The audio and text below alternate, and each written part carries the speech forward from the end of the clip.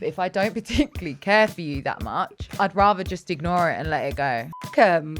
I'm not wasting any more time being an easygoing person because there's someone else younger, hotter, more TikTok clever who's going to be right behind me ready to just fucking go and say, no, I need time. I can come to you about anything and everything, ring you at any time. Come save me. If I was locked up in a jail cell, you're my gal that I'm going to be calling. Babe, I'll be there next to you in the next cell down. To be fair, on that note, I should probably memorize your mobile number actually, just in case. Yeah. Because you never know. You probably should have you not done it.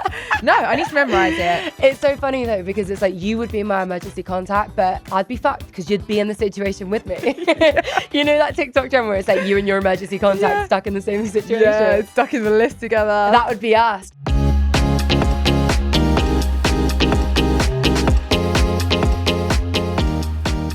Hey guys, welcome back to Girls Next Door. I'm your host, Wallis Day.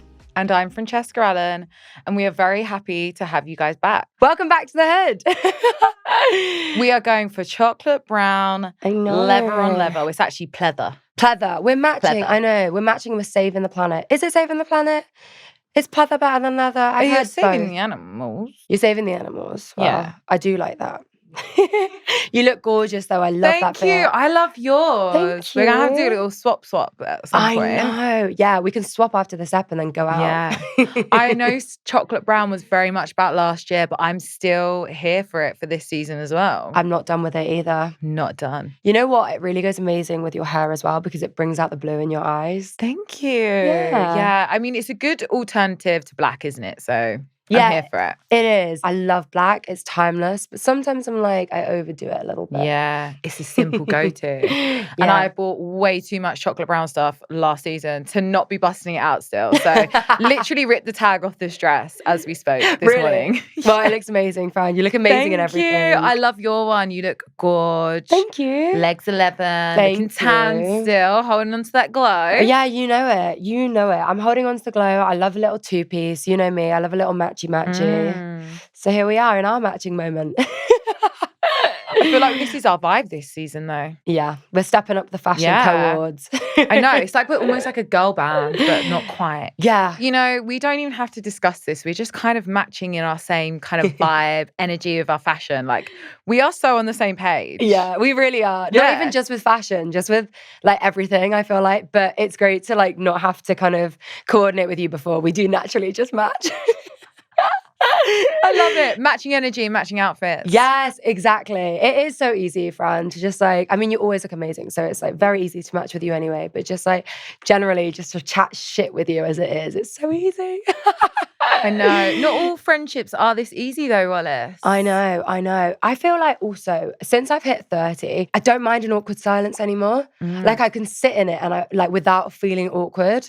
I quite enjoy just like having a moment for my thoughts and my peace. Not that you and I ever really do have any awkward silences, because we really don't actually. We just chat nonstop. It's usually a time out to check our phones. Yeah. And even that though, we're very good. Like you'll be editing and I'll be going through some stuff and like we can still conversate. Yeah, exactly. I feel like we're very good though. Like we're very upfront with each other. We're very honest. Like I know I could kind of say anything to you without you getting upset, and like we can talk within like the boundaries of our friendship, like quite openly. Whereas I do feel like sometimes with some of my friends, I could say something and I almost feel like weird, but like our friendship could be on the line almost. Like it's not like we can't have a debate within our friendship. Like it almost feels like it's a bit extreme. Do you have any friends that you're kind of like that with as well? Yeah, I mean, we spoke about it on the other episode, didn't we? Of this season. And I think some people can be a bit more touchy compared to other people. And sometimes it's quite sad that you can let things just go rather than speaking your mind. Are you someone that would just kind of keep the peace and let it go? Because I feel like with me, you've always been like quite a vocal and like upfront person, and I feel like I can be the same with you. Yeah, for sure. But me and you have got very similar personalities, and I find you just like super open, and I absolutely love that about you. Like I can come to you about anything and everything, ring you at any time. Come save me. If I was locked up in a jail cell, you're my gal that I'm going to be calling. Babe, I'll be there next to you and then in the next cell down. Yeah, to be fair, on that note, I should probably memorize your mobile number actually, just in case. Yeah. Because you never know. You probably should have you not done it. No, I need to memorize it. It's so funny though, because it's like you would be my emergency contact, but I'd be fucked because you'd be in the situation with me. You know that TikTok trend where it's like you and your emergency contact stuck in the same situation? Yeah, stuck in the list together. That would be us. Yeah, literally.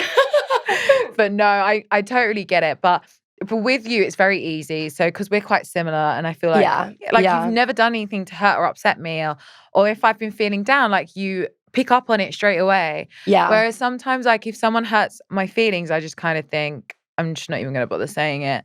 Yeah. But I think it's quite a Scorpio thing to do. Oh, yeah. What are your star signs? You're a double Scorpio, no? I don't actually know. Oh, really? I don't know if I'm a Libra rising. I'm going to have to call my cousin. She knows Fran has a psychic cousin, for those who weren't familiar with season 1, who I still need to come to. Oh, my goodness. What are you doing? Yes, I know. It's been nearly 2 seasons. You're not going to know your future. I know. What it ever holds. But she does the chart. She does like your birth chart and everything like that. So she's done it. She's done it for Ed. She's done it for me. It's actually hilarious. Yeah. When are you next seeing her? Actually, tomorrow. I'm coming. Come. Yeah, I'm coming. Tell her to bring her cards. Yes, tell her, because I want it in person. Because I'm still kind of like skeptical whether I fully believe in that stuff. I have Scorpio on my chart, by the way. I think my rising is Scorpio. So that's probably where I totally get that. You do? Yeah, because I'm not a Scorpio. When I tell them my star sign, they are horrified. Really? And I think, no, I'm actually not really a Scorpio. I don't really have that real sting. However, I do have like the tendency to, if you do a few things, I kind of like take note rather than saying something, and then it's just like I'll maybe disappear for a little while. Like I take a break. Yeah, like within friendships, but also what about like work or like partnerships as well? With work, not so much. I do kind of speak my mind because I do think you're not really going to get anywhere. Although it depends what kind of a role I'm in. Yeah. Like with management, I sometimes don't really speak my mind because I'm very easygoing. I think if you don't have time for me today, that's okay. And I probably, actually, this year I'm going to change that. I'm not doing that. I'm not wasting any more time being an easygoing person because there's someone else younger, hotter, more TikTok clever who's going to be right behind me ready to just fucking go and say, no, I need time. So that's something I'm definitely working on for sure. I will say that I felt like I was such a low maintenance client for so long with my management teams growing up. You know, I had them when I was a teenager, so young, and I really felt that kind of age gap. But no, as I've, like evolved and got older, I do feel like I'm slightly more of a high maintenance client, but like it pays off. Like we get good work, we get shit done, like everybody profits off it. You know what I mean? And I really feel like that does kind of change the engine. Definitely. It's definitely changing your mindset. For a long time, I felt as though I don't want to be a burden. Don't want to be like someone who's annoying or irritating you. I just want to like, if it's there, it's there. I'll do it. If not, don't worry. But at the same time, hello. Yeah. Hi. So but feeling like a burden was like something that would happen quite a lot, even with friends, relationships, partners and stuff. Like I didn't want to tell them if I was struggling with something, as I didn't want to feel like a burden. And I think that's quite common. I agree. Yeah. I think we as human beings, we don't necessarily, like conflict, right? So we try and keep the peace naturally. I think that's kind of almost a universal thing as well. I mean, I definitely do. There have been times where I've been so frustrated, and what is poisonous to me is that I actually do end up harboring resentment. And I absolutely hate that because you end up just like poisoning yourself, right? Yeah. And so now I've really learned to just vocalize and like speak up in the moment. And like, you're right, it's not always easy. And again, like it can be easier with friendships or sometimes more complicated than in like a work environment, So I think it does definitely depend on the situation and the environment. But like, I, for one, am really trying to kind of speak up more and not just like worry about protecting the peace. But it's hard to do that. Yeah. It's really difficult. It is. It takes a lot of confidence. Yeah. Especially if you don't like upsetting people. I do not like upsetting people. When I was in Love Island, guys, you might remember this. I was in there for like 2 days, and then I chose someone I didn't want to choose, made a girl cry. And I was like, I've never made a girl cry in my whole like 20 years on this planet. No. And I just felt awful. I felt so awful. I was like trying to speak to them, but the producers weren't letting me speak to her. And it was all just very like, I've never felt so awful in my whole entire life. And it's all I could think about. I couldn't sleep. So yeah, like if you're that way inclined that you actually really don't like upsetting people, because some people thrive off of it. I've met people who actually thrive off of making people feel small, especially in crowds. And I fucking hate that. Hate that so much. If you've been enjoying this episode so far, be sure to like, comment, subscribe, and share this with your friends. I've had it in business where people feel like they need to be like a complete dragon. I'm also someone that will speak up. Like if I see that kind of behavior in any workplace or any place, like I really am a bit of a social like justice warrior, and like I can't just sit back and like let that happen. But it is hard because it's like you're really putting yourself on the line and like potentially like your future or like your career or like your friendships. And it's like just not an easy thing to do. But I think it's an important skill to learn in life. Definitely. I mean, it doesn't make me feel good by making someone else feel bad. No, absolutely I don't not. feel good for that. But you're an empath. Am I? Am I? There you are. Some ex-boyfriends will probably disagree with you. I think it's different with boyfriends. Let's just get them out of this conversation. I think if we're exclusively talking about the girls or like friendships. Yeah, for sure. I think like you and I are definitely empaths, and like it does come to like at your detriment sometimes, you know, because it's important to have your boundaries and it's important to stand your ground with things. Yeah. It is an important skill to learn because I feel like as you're going into your future, you know, whether it's career, relationships, partnerships, whatever it is, like you don't know when that friction is going to arise, right? You have no idea. And like your boundaries are really important. I feel like as I've got older, they have been, you know, really critical to me and like my mental health and like, you know, just like my peace of mind. So I do feel like it's a good skill to learn. But it's not easy. And like, you have to accept that some conflict might come off the back of that. And like, how are you going to deal with that? Yeah. You are going to question yourself. Like, is it just easier to ignore it? And that's very normal. And sometimes, yes, actually, I do find that sometimes for me personally, especially if it's somebody that I don't really care about that much, I know that sounds really bad, but if I don't particularly care for you that much, then I'd rather just ignore it and let it go. Fuck 'em. Fuck 'em. I actually don't care. Like, I don't want to hate anybody or like have any bad feelings towards someone because if anything, you don't deserve my energy, number one. You don't deserve like my time, my thoughts. Yeah. So if anything, you're just actually like nothing to me. And that pisses them off more. Yeah, I must say I dated someone once, right? And again, I have a pretty decent relationship with most people I've dated because it's never been a bad breakup. It's just been like more... come to an end. Yeah, like circumstantial, right? We're just not right for each other or like compatibility. But anyway, I had an ex call me up a few months later and was just like, can you be really honest with me? Like, what is it? Like, what did I do? And again, like not wanting to get back together, but just like wanting to be a better partner for their future. And to be honest, I did really respect that. But they were like, what can I do? What is it? What did I like fuck up on? And blah, blah. And I was everything. Like, yeah. Fucking everything. That's what. Yeah. How do I say fucking everything? You know, like, it was, I feel kind of bad about this now, but I've got to be honest. I was like you, Fran, like I wanted to keep my peace and protect my energy. And I was actually like, no, like I'm not good. Like, no, you're not going to be a better partner for someone else. That's why I left, because I'm not here to teach you. Exactly. I'm not your mom. Like this is like, you go off and explore. But you know, this might be controversial, but actually like, I had to protect my peace in that situation. And I was like, I'm not going to go back over this relationship with you. Like, I get that you're trying to be a better person, but like, do some inner reflection, like self-reflect and like, do some inner work. And I just said, you know what? Like, you're perfect. You're on your own. Sorry, but like, you're on your literally, figuratively. Sabotage! You're on your own. I think if they were to call me up now, I would be more honest, but it was still kind of fresh. And I was just like, no, like, I'm not giving you like all the work so you can be, I will tell you. Tell the hood. Yeah, I'll tell you. Okay, they were a really bad communicator, really bad. And it's like, even if you're having like an argument with someone, just communicate and let me know what you're doing and where you're going. Yeah. Like, just say, do you know what? I'm going out for a drink with some friends. I'm going to be back home around 10 p.m. Like, just communicate. Because when you suddenly leave and you don't tell me where you're going, I don't know where we are. It's you know horrible. what I mean? Yeah, and it's like you've gone out and you're with your friends, you're having drinks and you've got that peace of mind. But now I'm at home and I'm overthinking and I don't know where your mind is at or what I need to be thinking about. That's exactly what they want you to be doing. That's why they ignore you. Exactly. And for me, that's just a sign of like your social EQ hasn't quite evolved or developed into like who I need you to be as a life partner. I've experienced that before, and it's almost like that they're trying to teach you a lesson. Yeah. Fucking hate that. Yeah, they're trying to give you the silent treatment. Yeah, I'm fucking grown. What do you mean, teach me a lesson?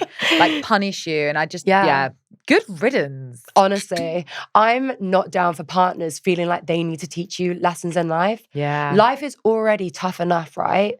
You should be supporting me and empowering me and making me feel better. And there's other ways to go around teaching lessons, so to speak. Yeah. Like you said, they're a really bad communicator. So if you like sat down and said like, this is what you do and I don't like it, then they could take that on board and they'll be like, well, this is why I ignored you, because I just needed space, or I just needed time to think, or I needed time to cool down. 100%. And all that is fine, by the way. Yeah. Because I myself, I'm actually someone who does need space. And like, I would much rather sleep on an argument and have a healthy conversation the next morning when everyone's slept and everyone kind of has more clarity, right? Whereas I've been with people who need to sort it out straight away or before you go to sleep. And I actually understand that because I've also been that person when there hasn't been communication. I've been like, oh my God, I can't sleep. I'm overthinking. Like, I get both sides of the spectrum, right? But that's why communication is so important and plays such an important part of that process. And someone said to me once, about being in a relationship, it's not about who you guys are to each other. It's about how you deal with conflict and how you communicate. And I've always found that to be true. Wow. I'm taking that into 2026. That is a really good point. I am quite a person who just wants to talk about it there and then, get it over and done with, and then let's have a hug. Yeah. Let's have a little cuddle, get over it. I'm fine now. Makeup sex. But you can't beat a bit of makeup sex. Sorry, but you can't. My mum listens to this. Oh, sorry. I think my mum does too. I'm joking. She don't give a shit. She'd probably call me frigid. I'm joking. But I do think that, you know, for sure, I am kind of that person. But I grew up in a household where we would just shout and then it's like we're over it straight away. So, which isn't always the best way to deal with things. But it's a way to deal with things. It's a way to deal with things. And then I've always been fine with that. Ed is the total opposite. And I've had to be fine with that. And like you said, it's definitely understanding the person, how they feel, what they need, and respecting it. And I think he does really try. And like, we don't really row that much, to be fair. I'm like, I've lived next door to you. You can't get a kid out. No, we don't. Do you know what ours is usually? I sometimes laugh and I think, God, my friends must think that we hate each other because our humour is like taking the piss out of each other. I know, yeah. And people might think, oh God, like, are you okay? And I'm like, no, like, that's just us. Yeah. Like, Ed will be like, okay, I'm going now, fuck you. I'm like, okay, yeah, fuck you. And then hang up. I'm like, that means he loves me today. But no, I feel like it's definitely understanding one another and finding what works for you and definitely respecting that. Like, Ed's someone who needs time to just chill and calm down. And I'm someone who's like, no, tell me, are you okay? But I'm like, got used to it now. I'm like, he's fine. He'll be. Now I know that he's like that and why he's like that. I'm so fine. I'm like, come to me whenever you're chilled, because I'm already over it. Well, I guess also you now know his communication style, right? And he knows yours. So you can kind of be like that. Yeah. I mean, it's fine again, as long as it doesn't keep coming up. If you keep telling yourself it's fine, but it keeps coming up, that's where the issues come in. And I think like that kind of takes us back to our point of like letting things go just to keep the peace. Yes. When actually you haven't had closure or you're not over it or you haven't had clarity on that situation. And for me, that's why I do feel like it's so much more important to, you know, maybe sleep on it, but like nip it in the bud in those early stages and just kind of really get clarity on each other's boundaries and communication. You'll never be able to grow together and respect one another if you just keep repeating the same things. 100%. There's no way in hell. So I totally agree with you. Like, definitely, I think in partnerships, not letting things go necessarily. I don't know if that's like the right wording for it, but you know, like you said, talking it out, Yeah. And then just saying what it is and actually working on it. Because you can actually tell someone what's wrong and they don't listen and they don't want to like work on it. Even with friends, like I remember we had a friend and it was like, you're actually a terrible drunk. Like we love you. You say the most nasty things though, like when you've had a drink. Yeah. And they just kept on doing it. It wasn't like really actually establishing that this is why certain friends are actually leaving you. I mean, for me, I just think it's kind of funny. I'm like, you can abuse me as much as you want. Like, I find that is fine. Like, you've had a drink and I understand and it's fine. But not everyone is like that. Yeah. And that's also fine. But when she kind of asked me like, why is no one speaking to me and blah, blah, blah, blah. And I was like, well, because you actually said X, Y, Z. I don't want to give you anxiety. Yeah. But no, anxiety is the worst. Yeah, you're like, but you did throw a shot glass at Melissa's head. Like, you know what I mean? And do you know what? Good for her, because she actually really worked on it and like worked on herself. And she like doesn't drink to a point of like obliteration like she used to and stuff like that. And she has all her friends back and everyone's like wants to spend all the time with her. Whereas people used to like really avoid spending time with her. So it's in a way like it does take one person, one brave person to actually speak up and be honest with the person, rather than ignoring it and ignoring them. Yeah, 100%. It's like the matchstick theory, isn't it? When like you can light one of the matches, but you take one of them out and like suddenly the generational trauma or whatever stops there. It doesn't like jump onto the following matches. Yeah. And actually that's a really good example that you used, right? Having a friend who's kind of a bit haywire when they're drunk. And I myself have a really similar example. I had a friend who just, I still have a friend, but they weren't the best drunk. And they would just be really fucking rude and treat their friends like shit when they were wasted. Yeah. And I felt like I was the only person in the friendship group that was like, nope, I'm not putting up with that. Just because you're drunk, you cannot call me a cunt. Like, I'm going home. And like, you know me, I don't like going home on a night out. I love a good party. I know, I was like, go home. I love a good party, Probably right? because I haven't turned around and called you a CUNT, so. Yeah, true. Yeah, true. Most people don't, right? But life is to be celebrated. Yes. And, you know, I think there's nothing worse when you kind of get going and then something happens. But this friend would, you know, speak really badly to people and people would accept it. And then it would continue to happen again and again.